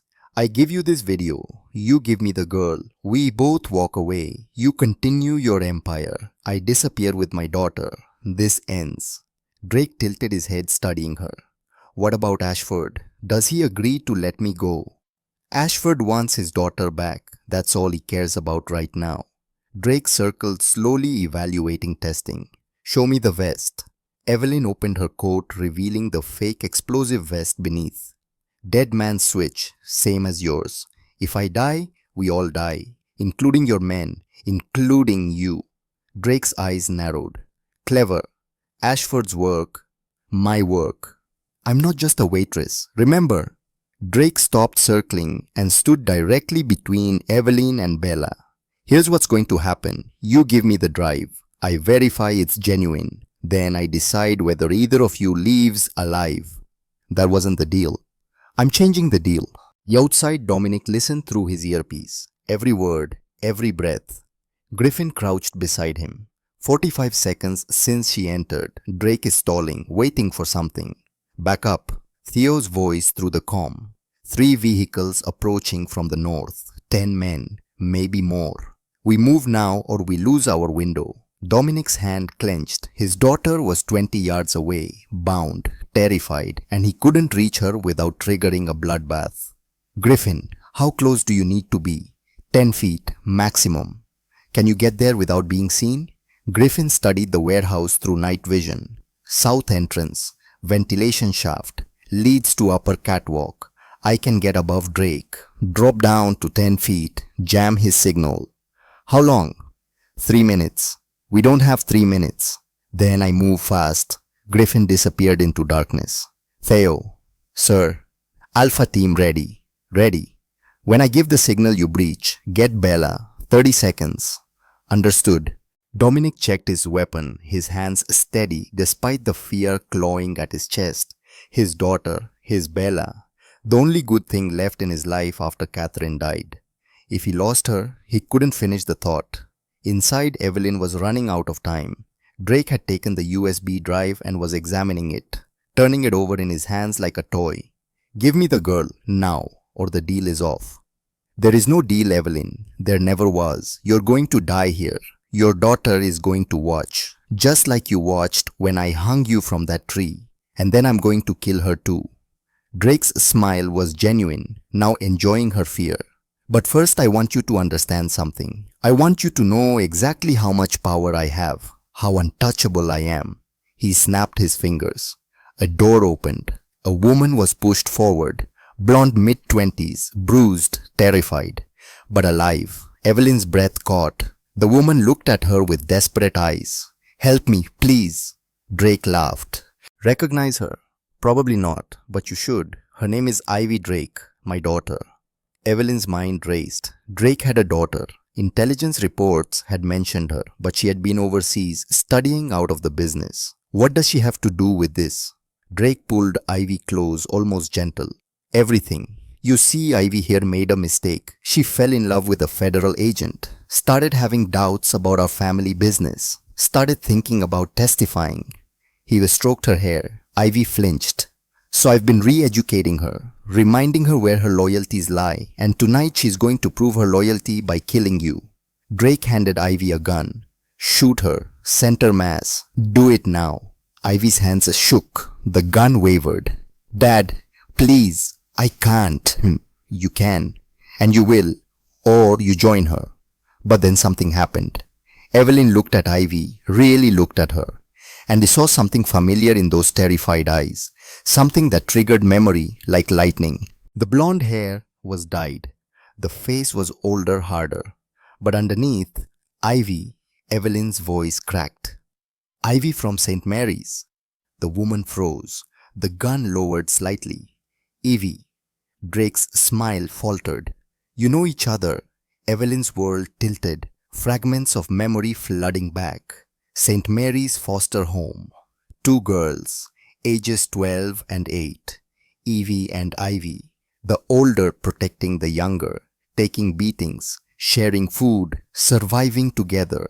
Until the state separated them. Different homes. Different paths.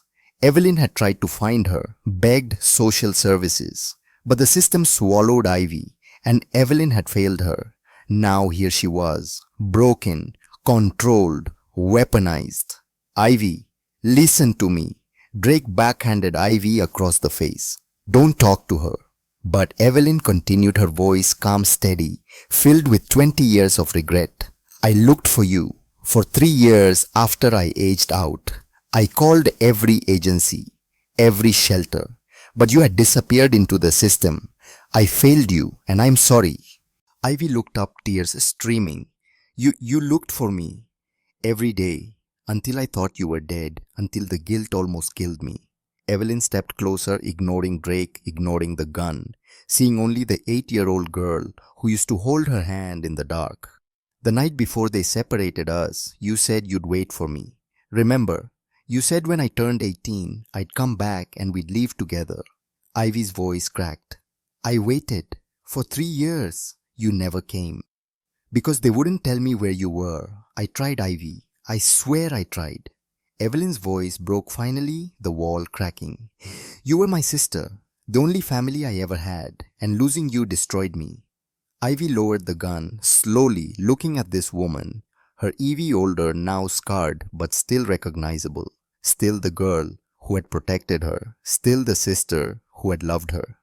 Drake told me you forgot me, that you didn't care. He lied. Drake grabbed the gun from Ivy's shaking hands. Fine. I'll do it myself. He aimed at Evelyn.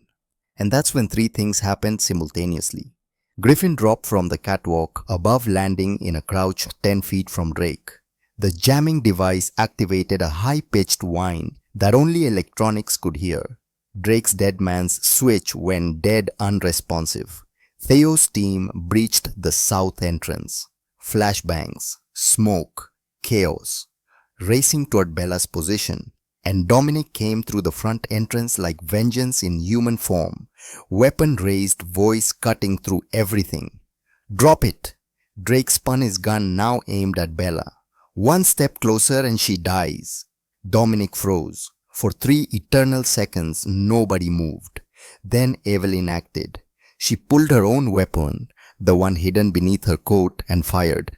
Not at Drake's head, not at his chest, at his right shoulder, then his left knee. Drake screamed, dropped, the gun clattering away. Evelyn was on him in seconds, weapon pressed against his temple. You hung me from a tree, made my daughter watch, threatened children, tortured women. Her voice was ice and fury. And now you're done. Behind them, Theo reached Bella, cut her bonds, lifted her. I got her, moving. Dominic remained frozen, torn between going to his daughter and finishing Drake. Evelyn made the choice for him. Go, I have this.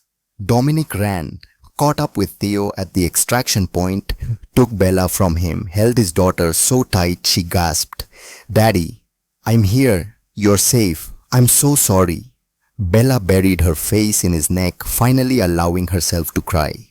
But before they could evacuate, the club's back entrance burst open.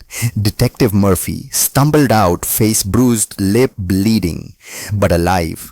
He had fought his way out when Drake's men rushed to the warehouse, used the chaos, escaped, and called the FBI. Murphy looked at Drake, the man who had taken his daughter, terrorized his family, controlled him for 6 months. It's over. Murphy's voice was steady despite the blood. Drake spat. You're a dead man, Marcus. Murphy shook his head. No, you are. He showed Drake his phone, recording every word, every threat, every confession. And it's already uploaded, cloud storage, multiple backups. Even if you kill me now, you're finished. Drake's face went white. Murphy looked at Evelyn and nodded once, an acknowledgement between two people who had survived the same nightmare. Thank you for saving Emily, for giving me a way out. You saved yourself. You just needed the right moment. Police sirens wailed in the distance, getting closer. Evelyn kept her weapon trained on Drake, who lay bleeding, groaning, broken. Griffin appeared beside her. FBI is 30 seconds out. Murphy called them. Evidence is solid. Drake's done. Good. Evelyn looked at Ivy, still standing frozen, still holding the space where the gun had been. Come with me. What? You don't have to be his daughter. You can choose something else. Ivy shook her head. It's too late. I've done terrible things. So have I. Tonight. But we're still breathing, still choosing. That means it's not too late. Evelyn extended her hand. Come with me, or stay with him. Choose. Ivy looked at her father, bleeding, defeated the man who had ruled her life through fear and violence. Then she took Evelyn's hand. The FBI arrived at 11:34 p.m., led by Agent Morrison, Evelyn's former supervisor. He took one look at the scene and shook his head. Evelyn Blackwood, I should have known. The video evidence was irrefutable. Drake's confession, recorded by Murphy's wire. The hostages freed. The bodies of Drake's men who had died in the firefight. But there was one more thing to verify. Griffin moved quickly to Drake's fallen form and checked the vest beneath his shirt, pulling it open. His expression went grim. Boss, it's real. C4, enough to level the building, and the detonator is active. My jammer is holding it, but we have maybe 60 seconds before backup circuits engage. Can you disarm it? Not in 60 seconds. We need to evacuate. Dominic looked at Bella, safe in Theo's arms, looked at Evelyn and Ivy, at the hostages. Go, now, all of you. Griffin worked frantically, fingers flying over wires and circuits. 30 seconds. Everyone ran. Drake laughed through his pain. You think you won? We all died together. 20 seconds. Griffin's hands steady despite the countdown. 10 seconds. He cut the final wire. The vest's light went dark. Detonator dead. Griffin looked at Drake and smiled coldly. Your insurance just expired. Drake's face went white. Then the FBI swarmed in. Drake was arrested charged with 19 counts of attempted murder, 3 counts of actual murder, kidnapping, racketeering, enough to put him away for life. His network collapsed within hours. Judges flipped, cops confessed, politicians resigned. The empire Drake had built over 15 years crumbled in a single night because one woman had refused to stay dead. At 2 a.m. the hospital was quiet. Evelyn sat beside Arya's bed. Her daughter had woken when they returned, had seen her mother's covered in blood and smoke and exhaustion, and had simply said, "You won." Evelyn had laughed, cried, held her daughter close. "Yeah, baby, we won." Now Arya slept peacefully, finally, truly safe. The door opened. Dominic entered, Bella asleep in his arms. How is she? Physically fine. Emotionally, that will take time. He sat in the chair across from Evelyn.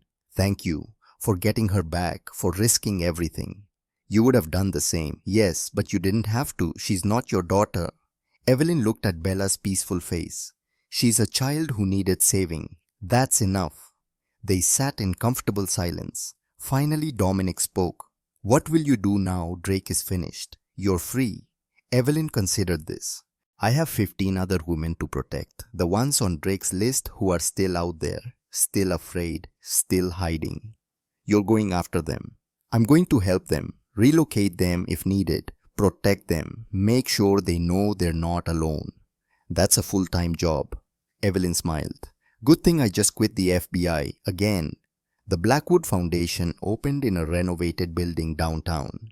Its mission: protect single mothers facing violence, provide resources, legal aid, relocation assistance, security if needed. Funded anonymously by Dominic Ashford, run by Evelyn Blackwood. Staffed by the 15 women Drake had targeted. All found, all protected, all relocated safely. 0 casualties. Arya volunteered after school, filing papers, answering phones, being proof that children of survivors could thrive. Ivy worked there too, using her father's contacts and knowledge to dismantle what remained of his network from the inside. She had testified against Vincent Drake, helped secure his conviction, and now she was rebuilding slowly, painfully, but moving forward. Detective Murphy visited weekly. His daughter Emily was friends with Arya now, the 2 girls who had survived the same nightmare, bonding over homework and games and ordinary childhood moments. Theo brought Nora by sometimes. The 16-year-old was still healing, still having nightmares, but she smiled more, laughed occasionally. Progress was measured in small victories. Their foundation had helped 47 women, relocated 32 families, provided security for 23 threatened mothers. Most importantly, all 15 women from Drake's original hit list were found, protected, relocated, given new identities when needed. 3 had already been murdered. 16 survived because Evelyn refused to quit. 0 deaths after Drake's arrest. 0 kidnappings. 0 failures. A perfect record built on imperfect choices. But the children were safe. The mothers were alive. That was all that mattered. Drake's appeal had been rejected. He would die in prison. Murphy had been promoted, was cleaning up the police department, removing corruption, building something better. Griffin had opened a security consulting firm, providing protection for the foundation's clients. Dominic remained in his world, running his businesses, walking his grey line between legal and criminal. But he donated regularly, visited, often made sure Evelyn had resources. And sometimes in quiet moments, he and Evelyn would have coffee talk about their daughters, about the future. Nothing romantic, just 2 people who had walked through fire together and understood each other in ways few people ever could. Evelyn stood in the cemetery, autumn leaves falling like memories around her. She had brought Arya, and Dominic had brought Bella. The grave marker was simple, elegant. Sophia Ashford, beloved sister forever, 8 years old. Evelyn, placed flowers, white roses, pure, innocent. Your brother saved us. Now we're saving others in your name. Arya had added her own flowers, wildflowers she had picked. Thank you for teaching Mr. Ashford to be good. Dominic stood silent, hand on Bella's shoulder. After 24 years, he had finally made peace with his failure, had transformed guilt into purpose, rage into protection. Sophia's death had broken him, but Evelyn and Arya's survival had shown him how to rebuild. They walked together back to the parking lot. Arya and Bella ran ahead, playing laughing, being children who knew safety. Are you okay? Evelyn's question was gentle. Dominic nodded. For the first time in a long time, yes. Good. They reached the cars, said quiet goodbyes, went to their separate homes, separate lives. But connected by something unbreakable, the knowledge that darkness could be fought, that monsters could be stopped, that children could be saved, and that sometimes in the worst moments, the right stranger appears from the fog, not to save you, but to give you the tools to save yourself. Evelyn woke to sunlight streaming through her bedroom window. Arya was 11 now, strong confidence, still having occasional nightmares, but managing them with therapy and time. She wanted to be a lawyer to help people like her mother did, but through the system with laws and courts and justice. Evelyn encouraged this. The world needed both approaches, people who worked within the system and people who worked in the gaps where the system failed. She made coffee, checked her phone, saw a text from Ivy. 3 more families safe, thanks to you. Evelyn smiled. Another text from Dominic. Bella asked if Arya can come to her birthday party. She's turning 6, refuses to celebrate without her friend. Evelyn typed back. We'll be there. The foundation had grown, expanded to 3 other cities, helped over 200 women, saved countless children. Drake had died in prison 6 months ago. Heart attack, no foul play. Just the inevitable end of a man whose heart had been black long before it stopped. Evelyn had felt nothing when she heard. No satisfaction, no grief. Just the quiet acknowledgement that evil sometimes ends with a whimper rather than fire. She walked to the window and looked out at the city waking. Somewhere out there, a woman was being hurt. A child was afraid. Someone needed help. And Evelyn Blackwood, former FBI analyst, former victim, current protector, was ready. The doorbell rang. Arya ran to answer it and came back with an envelope. Mom, this came for you. Evelyn opened it and read the single page inside a letter from a woman in Seattle whose husband had been murdered by a criminal syndicate, who had witnessed the killing, who was now marked for death along with her 2 daughters. The letter ended with 7 words. Please help us. We have nobody else. Evelyn looked at Arya, who was reading over her shoulder. Are you going to help her? Yes. Can I come? Evelyn shook her head. Not yet. When you're older, when you're trained, but not yet. Arya nodded, understanding. But you'll save them, like Mr. Ashford saved us. Evelyn pulled her daughter close. Like we saved ourselves, baby, with a little help from the right person at the right time. She called Dominic and explained the situation. I'll have Griffin make arrangements, security, relocation, whatever you need. Thank you. Evelyn, you don't have to do this forever. You've saved enough people. You could rest. I'll rest when there's nobody left to save. Bumso never. Pretty much. Dominic laughed, warm, genuine. Then I'll keep funding the foundation. You keep doing the impossible. Fair trade. Fair trade. That afternoon, Evelyn and Arya visited the forest, the same forest where everything had changed 3 years ago. They walked the path Arya had run, found the clearing, stood beneath the oak tree. The rope marks were still visible, faint but there. Someone had added a memorial. Flowers, teddy bears, a small plaque. Arya read it aloud, then looked at her mother. Do you still have nightmares about that day? Evelyn considered lying, protecting her daughter from the truth, but Arya deserved honesty.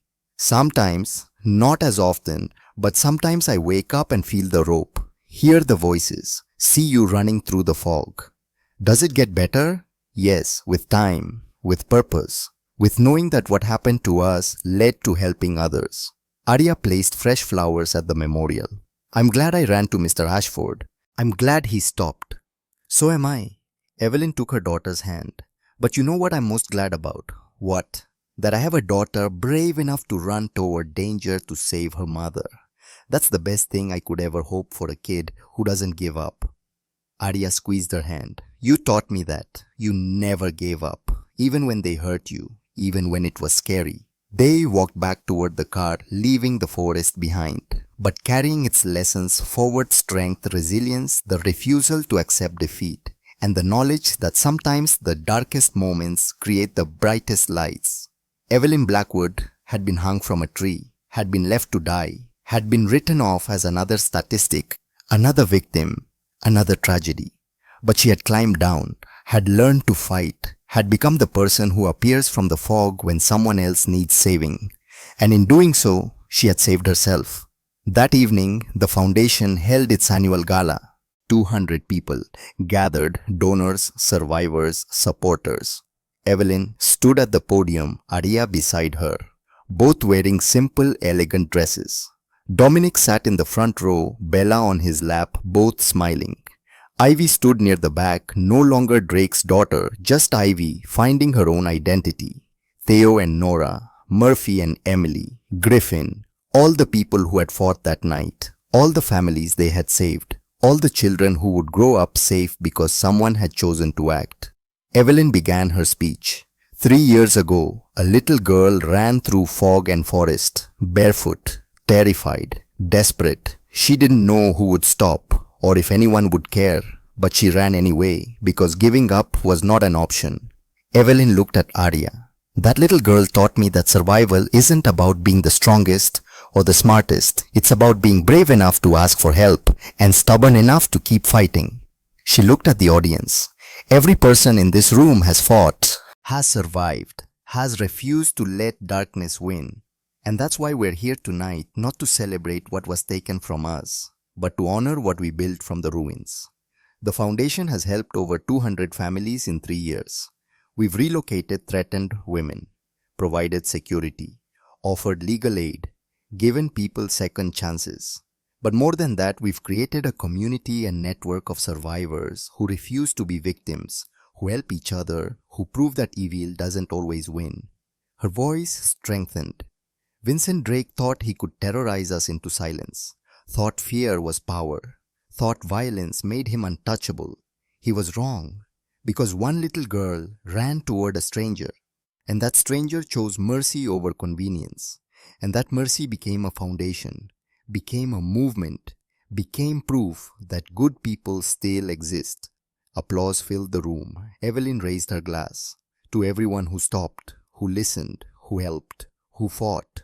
To the survivors who became warriors, and to the children who remind us every day why we do this. Everyone stood and raised their glasses. Arya whispered, "Mom, you're crying." Evelyn wiped her eyes. "Happy tears, baby. These are happy tears." Late that night, after the gala ended, after Arya fell asleep, Evelyn sat alone in her study. She pulled out a box from the bottom drawer of her desk and opened it carefully. Inside, mementos. The torn pale blue dress Arya had worn that day, never washed, still stained with forest mud and fear. A piece of the rope that had held her cut from the oak tree, kept as reminder. Photographs of the 15 women before Drake, after rescue, smiling, safe, alive. And a letter handwritten from Dominic. She unfolded it and read words she had memorized but needed to see again. Evelyn. 3 years ago, you asked me why I stopped, why I helped a stranger when I could have driven away. I told you it was about my sister. About promises made to a ghost. That was true, but not complete. I stopped because your daughter reminded me that some choices define who we are. That mercy is stronger than cruelty. That protecting the vulnerable is the only power worth having. You taught me that strength isn't about domination. It's about using power to lift others. Thank you for that, for showing me that redemption is possible, even for men who have done terrible things. And thank you for continuing the work, for saving people, for refusing to quit. You are the best of us. Always, Dominic. Evelyn folded the letter carefully and placed it back in the box. Then she opened her laptop and checked her secure email. 43 new requests for help. Women across the country, facing violence, facing death, facing impossible choices. She began responding one by one, offering resource connections, hope. This was her life now. Not perfect, not easy, but meaningful. And when dawn broke, when Arya woke and needed breakfast and homework, help and rides to school, Evelyn would be there.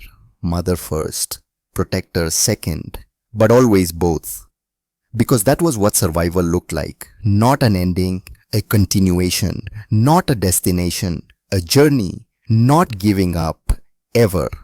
The girl had run through fog 3 years ago. The mother had climbed down from a tree. And together they had built something that would outlast the darkness.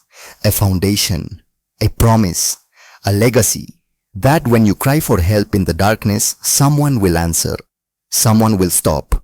Someone will fight beside you until you're strong enough to fight for yourself. And then one day, you'll be the one who stops, the one who listens, the one who appears from this fog when someone else needs saving. Because that's what survivors do. They survive, they heal, they help. They refuse to let evil have the final word. To every child who ran toward hope instead of hiding in fear. To every stranger who stopped when they could have kept driving. You are the reason good still wins. You are the light in the fog.